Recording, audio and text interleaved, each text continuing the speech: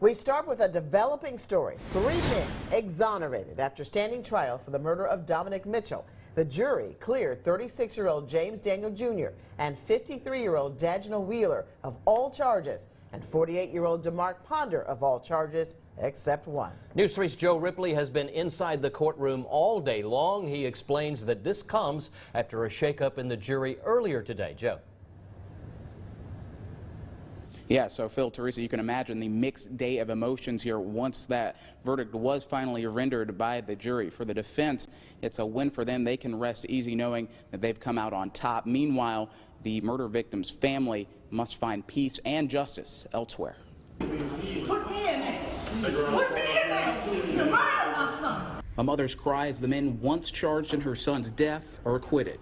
And I think the jury was fear, because it's unbelievable.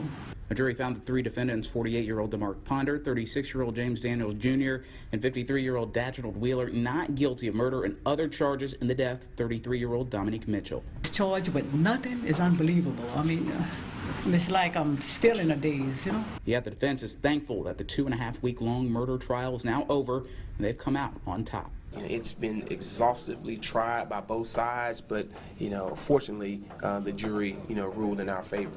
But I think the jury got it right. The Georgia's law and justification and stand your ground won the day. The jury's decision comes after a hectic second day of deliberations. The judge even dismissed the foreperson at one point due to juror misconduct. I mean, obviously, you can't read jurors' minds, but at the same time, I got a feel for the fact that they were receptive to Georgia's current justification and self-defense law. Regardless of the law, Penny Bennett feels the loss of her son. It's a pain that will haunt her for the rest of her life. It's like he was being murdered in front of my face all over again.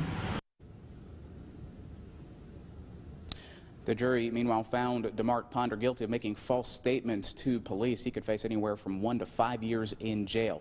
Meanwhile, James Daniel Jr. as well as Dagnall Wheeler are free tonight. They will be released from jail immediately. Live on your side in Columbus, Joe Ripley, WRBL News 3. All right, thank you, Joe, for that live report. Judge Peters plans to hold a contempt hearing for the juror who disobeyed orders by discussing the trial outside of the courtroom. The juror could face fine or jail time as a result.